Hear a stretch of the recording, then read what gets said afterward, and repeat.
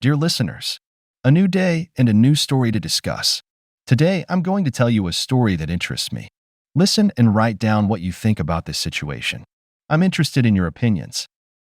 Hey there, everyone. I'm Alex, and you're about to dive into a saga that's twisted my life into a series of unbelievable events. My wife, Lila, she's the one who pushed me to spill the beans on this roller coaster we've been on.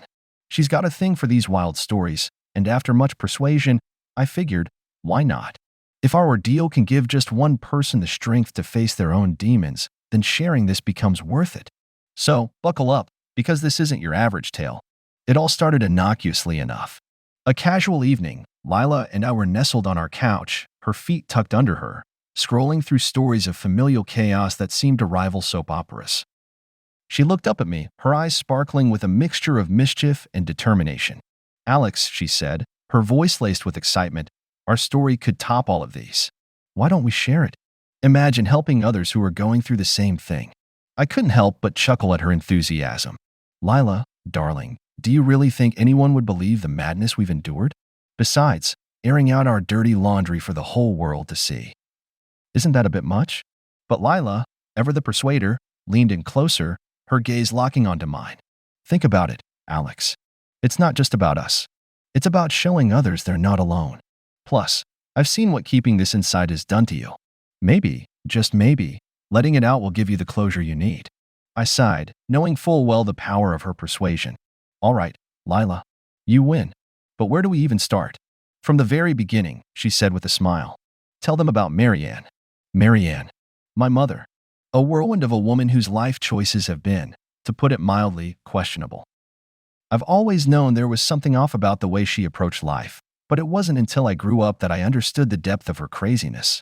Growing up under Marianne's roof was like living in a constant state of alert. You never knew what would set her off or when she'd concoct another scheme to manipulate those around her for her benefit. My dad, God bless him, got a taste of her madness early on and made a run for it, leaving me in the eye of the storm. "Alex, start with how she was after Dad left. People need to understand what you went through," Lila prompted, her voice gentle yet firm. "Right. The divorce. Dad left when I was just a baby, and Marianne. Well, Marianne played the part of the abandoned wife to perfection. To the outside world, she was the struggling single mother, doing her best to raise a child on her own. But that was just a facade. Behind closed doors, she was a master manipulator, using me as a pawn to extract sympathy and, more importantly, money from anyone gullible enough to fall for her act. As I grew older, her tactics became more brazen. By the time I was a teenager, she had me working odd jobs, not for my own savings or college fund, but so she could claim my earnings as her own. "It's for our survival, Alex," she'd say, her voice dripping with feigned desperation. "You want us to have a roof over our heads, don't you?" Of course, I wanted us to survive, but the realization that I was nothing more than a financial resource to her was a bitter pill to swallow. The more I understood, the more I yearned to escape her clutches. "Lila, how am I doing so far?" I asked, seeking her approval. "You're doing great, love. Keep going. Tell them about your escape to college, how we met. That's when your life really began to change," she encouraged, her hand finding mine, giving it a reassuring squeeze. And so, with Lila's encouragement, I dove deeper into my story, ready to lay bare the chaos that Marianne had woven through our lives. Unaware at the time that sharing this tale would not only be a journey of revelation for those listening, but a path to healing for myself. Living with Marianne was like being stuck in a never-ending drama, one where the plots were too absurd to be real and the protagonist, me, never asked to be cast. Every day was a roll of the dice, and you never knew if you'd land on a day of eerie calm or tempestuous storms. "Mom, why do I have to give you all of my paycheck? Can't I keep a bit for myself?" I remember asking Marianne one evening after handing over my latest earnings from the grocery store job I'd snagged. It was a simple question, asked with the naivety of a teenager who hoped, maybe this time, things would be different. Marianne's eyes narrowed as she turned to me, the corners of her mouth twitching in what I had learned to recognize as the precursor to a tirade. "Alex, this again? How many times do we have to go over this? Every penny is accounted for. Rent, food, your clothes. It's not cheap keeping us afloat, you know. But I need new shoes, Mom. Look at these. They're practically falling apart," I protested, lifting my foot to show her the sole that was indeed starting to detach. With a sigh that seemed to carry the weight of the world, Marianne approached, her expression softening as she took my face in her hands. My dear Alex, you know if things were different, I'd give you the world, right? But we're in this together. You want us to live on the streets? Guilt washed over me, as it always did. No, Mum, of course not. I just thought. Thinking is my job, she cut in, her voice firm yet not unkind. Your job is to help us survive. We're a team, you and I. A team. It sounded noble, didn't it? Except, in this team, one player seemed to be doing all the work while the other called the shots. As the years trudged on, my resentment simmered quietly beneath a facade of dutiful compliance. College became my beacon of hope, a distant dream I clung to with desperate fingers. The idea of leaving, of starting fresh where Marianne's shadow couldn't reach, became my obsession. Lila, you have no idea how much I wanted out. College was my ticket to freedom, I shared, looking across at her as we sat wrapped in the cocoon of our shared history, unraveling the threads of my past. Lila's gaze held nothing but understanding and warmth. And you made it, Alex. Against all odds, you made it. She was right. I did make it. The day I received my acceptance letter on a partial scholarship, buoyed by student loans, was a day of mixed emotions. Elation battled with guilt as I faced the prospect of leaving Marianne, of breaking the unspoken pact of our team. Breaking the news to her was a scene forever etched in my memory. Mom, I got into college. I'm going to go, I blurted out one evening, the letter clutched in my trembling hands. For a moment, Marianne was silent, her face unreadable. Then, with a grace that surprised me, she smiled, though it didn't quite reach her eyes. College, huh? My Alex, off to get educated. And how, pray tell, do you plan to manage that? College isn't free. I got a scholarship, Mom. And loans. I'll take out loans, I stammered, bracing for her reaction.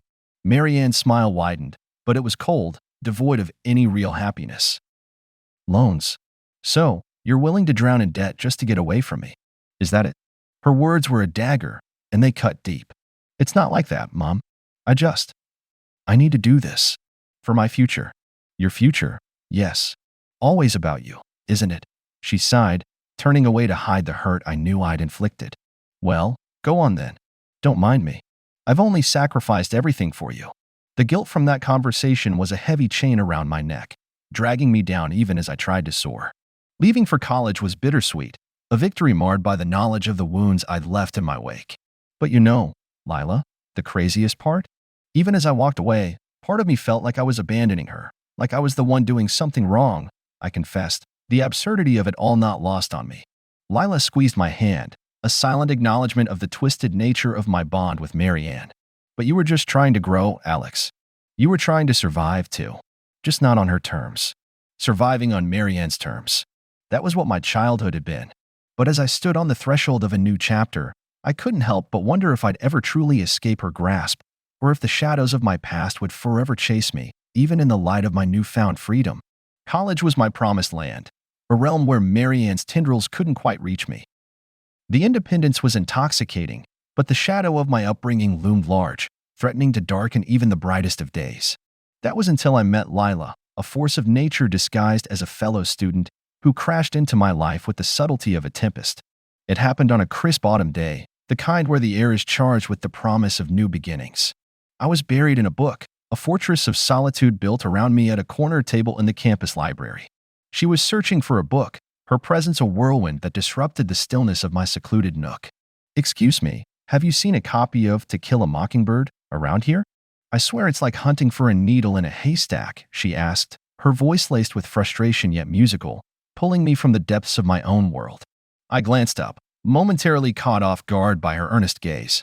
I think there might be one in the American literature section, over there, I stammered, pointing vaguely towards the stacks. Thanks, she flashed a grateful smile and darted off, leaving a wake of energy that lingered in the air. That should have been the end of it, a brief encounter forgotten in the ebb and flow of campus life. But fate, it seemed, had other plans. We collided again, quite literally, outside a lecture hall later that week. Books flew, apologies tumbled over one another, and laughter followed, a shared moment of unguarded hilarity that marked the beginning of something extraordinary. Scenes were destined to keep running into each other, Lila joked, gathering her scattered notes. Seems like it, I agreed, feeling an ease in her company that was both unfamiliar and exhilarating. From that serendipitous encounter, a friendship blossomed, one that quickly deepened into something more profound. Lila was vibrant, her spirit undimmed by the shadows that clung to me. She was a beacon, drawing me towards her with a warmth that melted away the frost Marianne had encased around my heart. As our bond grew, I found myself sharing bits and pieces of my past, each revelation met with unwavering support and understanding from Lila. One evening, as we sat under the canopy of stars that stretched over the campus quad, I found the courage to tell her about Marianne in more detail. "So, she just took all the money you earned?" Lila asked, her voice tight with indignation as I recounted the years of financial manipulation. "Yeah, she did. Said it was for our survival, but I guess it was more about control," I admitted, the words tasting bitter on my tongue. Lila's hand found mine, her touch a lifeline. "Alex, that's not right. You deserved better. You know that, right?" I nodded, the validation a salve to wounds I'd long since buried. "I know, but it's complicated. She's my mom, and I felt like I owed her, I guess." "You owe her nothing. Not for using you like that." Lila's conviction was a flame, igniting a sense of worth I hadn't realized I was missing. "And you're not alone anymore? Okay? We'll figure this out together." It was in that moment, under the blanket of the night sky, that I realized Lila was more than just a friend. She was my ally, my confidant, someone who saw me, not the version Marianne had crafted, but the real me, scars and all. Our relationship evolved naturally, the connection between us deepening with each passing day until it was undeniable. We were partners, in every sense of the word, navigating the complexities of life side by side. Lila encouraged me to seek therapy, to address the years of manipulation and emotional abuse I'd endured. It was a daunting prospect, facing those demons head-on, but with Lila's unwavering support, I found the strength to take that first step towards healing. "Alex, you've been through so much, but you're not defined by your past. You're strong, kind, and so much more than what she made you believe," Lila said one evening, her words a balm to my battered soul. I looked at her, really looked at her, and saw the truth in her eyes. Lila wasn't just the love of my life, she was my saving grace, the person who taught me that I was worthy of love, respect, and a future free from Marianne's shadows. Meeting Lila was the turning point, the moment my life veered off its predestined course and onto a path of hope and healing. She was my light in the darkness, my anchor in the storm, and together, we were unstoppable. The journey from darkness into light is fraught with battles, both within and without. My relationship with Lila had become my beacon, guiding me through the fog of my past. Yet, the specter of confrontation loomed large on the horizon, an inevitable clash with Marianne that I both dreaded and yearned for. It was a showdown that would ultimately test the very fabric of our lives. Our graduation from college was a milestone, a tangible sign of the new life we had fought so hard to build. Lila and I, both armed with degrees and the relentless drive to carve out a place for ourselves in the world, decided to take the leap into marriage. It wasn't just a declaration of our love, it was a statement of our unity against the trials we had faced and those that lay ahead. Planning our wedding was an exercise in simplicity and defiance. We opted for a small, intimate backyard ceremony at Lila's parents' house, a celebration that mirrored our journey, humble beginnings leading to meaningful ends. The day was perfect, filled with laughter, tears, and an overwhelming sense of accomplishment. But as we danced under the string lights, lost in our world, the shadow of my unresolved past with Marianne lingered, uninvited yet palpable. The confrontation came, as all storms do, suddenly and with ferocious intensity. Marianne, upon learning of our marriage and subsequent purchase of a modest home with the savings we had scrimped and saved for, saw an opportunity to reassert her presence in my life. Her approach was as subtle as a sledgehammer. "Alex, my dear, I heard about the house. How wonderful for you. And just think, now you have room for me and Frank." Marianne's voice was saccharine over the phone, her intentions as clear as day. I felt Lila's hand squeeze mine, a silent pillar of strength as I struggled to find the words. "Mom, what are you talking about? There's no room for." "That's not happening." Marianne's laughter was like ice. "Oh, Alex, don't be silly. Of course, there's room. Family takes care of family, after all. Frank and I will move in next week." The audacity of her assumption was breathtaking. For years, Marianne had used guilt and manipulation as her weapons of choice, but this was a bridge too far. Lila, ever my partner in both love and war, stood by me as we prepared to face Marianne together. "Marianne, this is Lila. Your son and I have built this life together, and you're not entitled to bulldoze your way into it." You will not move in with us. This is our home, our sanctuary, and you have no place in it. Lila's voice was calm but carried an edge of steel. The backlash was immediate. Marianne's tirades, filled with accusations of ingratitude and selfishness, were relentless. Yet, for the first time in my life, her words didn't wound me as they once had. Lila and I stood united, an impenetrable front against Marianne's onslaught. Our wedding, instead of being the culmination of our struggles, became the battleground for our future. Marianne's attempts to manipulate and guilt-trip me into submission were met with a resilience she hadn't anticipated. Lila and I were a team, our love a shield against the toxicity that Marianne wielded like a weapon. The decision to limit Marianne's involvement in our lives was not taken lightly. It was a choice born of necessity, of the understanding that some ties, no matter how bloodbound, are toxic chains that must be broken for growth to occur. Our marriage was not just a union of two souls. It was a declaration of independence from the shadows that had sought to define us. As Lila and I navigated the stormy waters of confrontation, our resolve was tested, but never broken. The ordeal with Marianne was a crucible, forging our relationship into something stronger, more enduring.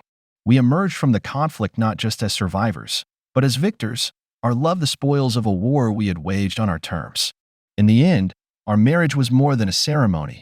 It was a victory lap, a celebration of the life we had built from the ashes of my past, a life where love was the cornerstone and resilience the foundation. We had confronted the specter of my past head-on, and in doing so, had laid the groundwork for a future filled with hope, love, and the promise of new beginnings. Our wedding and the subsequent stand against Marianne were but the prelude to the tempest that awaited us. Marianne's refusal to accept our boundaries was the spark that ignited a firestorm of conflict, propelling Lila and me into a maelstrom from which there seemed no escape. The escalation came in waves, each more ferocious than the last. Marianne, ever the manipulator, enlisted Frank in her campaign, both of them launching an all-out assault on our resolve. They bombarded us with calls, messages, and unannounced visits, each encounter laced with guilt trips and thinly veiled threats. It was psychological warfare, a test of our fortitude and unity. Mom, you need to stop this. You're not moving in with us, and that's final. I found myself repeating this mantra, a broken record playing against the backdrop of Marianne's insistent demands. But Alex, where is your heart? After all I've done for you, is it so much to ask? Marianne's voice was a mixture of indignation and woe, a performance worthy of the stage. Lila, ever my rock, stood by my side, her resolve unshakable. Marianne, your manipulation ends here. We are not responsible for you or Frank. You've made your choices, and now you must live with them. The situation reached a boiling point when Marianne and Frank, in a move of audacious entitlement, attempted to force their way into our lives permanently. They concocted a plan so bold, so beyond the pale, that it left us both stunned and enraged. One afternoon, as Lila and I returned from work, we found Marianne and Frank on our doorstep, suitcases in tow, a locksmith at their side attempting to change the locks to our home. It was a scene straight out of a nightmare, a brazen attempt to hijack our sanctuary. What the hell do you think you're doing? Lila exploded, her fury a tangible force that stopped them in their tracks. Oh, darling, we're moving in. Isn't it exciting? We're going to be one big happy family, Marianne exclaimed, her delusion painting a grotesque picture of domestic bliss. Over my dead body, I retorted, my own anger boiling over. You're not welcome here. Leave, now, or I'm calling the police. The standoff that ensued was charged with tension, a showdown that had us facing off against the very embodiment of our past struggles. Frank, ever the opportunist, tried to play the peacemaker, a wolf in sheep's clothing preaching unity and forgiveness. Let's all just calm down. We're family, aren't we? Family sticks together, Frank attempted to reason, his words dripping with deceit. But Lila and I were unmoved. We stood our ground, a united front against the tidal wave threatening to sweep us away. The locksmith, sensing the volatility of the situation, quickly gathered his tools and left, leaving Marianne and Frank standing, deflated, on our doorstep. The confrontation that day was a turning point, a declaration of independence from the tyranny that Marianne and Frank sought to impose upon us. We made it clear that our home was our fortress, a place of love and peace, not a battleground for their manipulative games.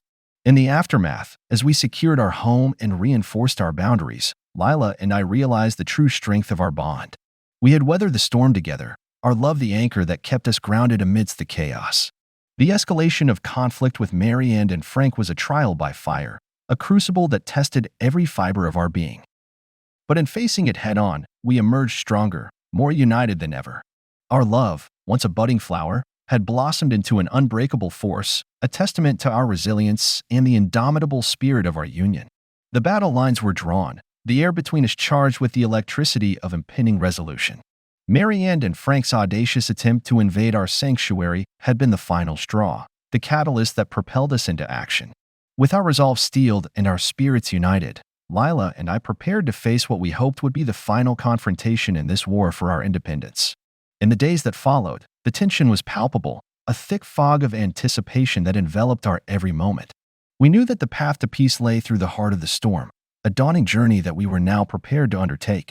The resolution we sought required a level of decisiveness that neither of us had ever had to muster. It was no longer enough to simply rebuff Marianne and Frank's advances. We needed to ensure that our boundaries were respected once and for all.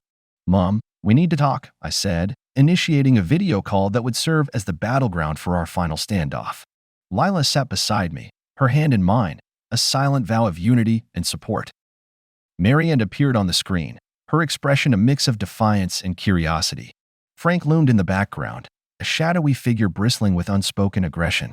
"Alex, my dear, to what do I owe the pleasure?" Marianne's voice was saccharine, laced with an undercurrent of malice. "This ends now, Mom. Your attempts to manipulate and control our lives are over. We will not be harassed or guilt into submission. You and Frank are not welcome in our home, now or ever," I stated, my voice steady despite the turmoil churning inside me. Marianne's facade cracked, her features contorting into a mask of rage and disbelief. "How dare you speak to me like that? After everything I've done for you." "It's precisely because of what you've done, Mom. Your help comes at the cost of our freedom and happiness." "We're reclaiming our lives," I countered, the weight of years of manipulation and control fueling my resolve. Frank stepped forward, his voice a low growl. "You can't just cut off your family, Alex. We're entitled to be part of your life." Lila leaned into the camera, her gaze unwavering. "Entitlement? No, what you're both entitled to is the consequences of your actions. You've crossed lines that should never have been crossed. Alex and I are a family, and our home is our sanctuary. You've disrespected that, and now you must face the repercussions." The conversation that followed was a tempest of accusations, denials, and pleas for understanding. But Lila and I remained unmoved, a bastion of solidarity against the tidal wave of manipulation. In the end, it was clear that Marianne and Frank would not change, their patterns of behavior too ingrained to be altered by reason or appeal to decency. The resolution, then, lay in our hands alone. We're setting boundaries, effective immediately. Any attempt to contact us or enter our property will be met with legal action. "We're done allowing you to dictate the terms of our lives," I declared, the finality of my words a closing chapter in a long and tumultuous saga. The screen went dark, the call ended, and with it, a chapter of our lives that had been dominated by conflict and manipulation. In its place, a sense of peace began to take root, a calm after the storm that had raged for so long. In the days and weeks that followed, Lila and I rebuilt our sanctuary, fortifying it with love, trust, and the shared conviction that we were the architects of our destiny. We emerged from the ordeal not just intact but stronger, our bond a testament to the power of unity in the face of adversity. The resolution of our conflict with Marianne and Frank was not just an end to the strife but a beginning, a dawn after the long night of turmoil. We had fought for our right to peace, love, and autonomy, and in doing so, had discovered the true strength of our union. As we stood together, looking out at the horizon of our future, it was clear that the storm had passed, leaving in its wake a landscape ripe with possibility and promise. Our journey had been fraught with challenges, but it had led us to a place of understanding and resilience. We were ready to face whatever came our way, secure in the knowledge that together, we could weather any storm.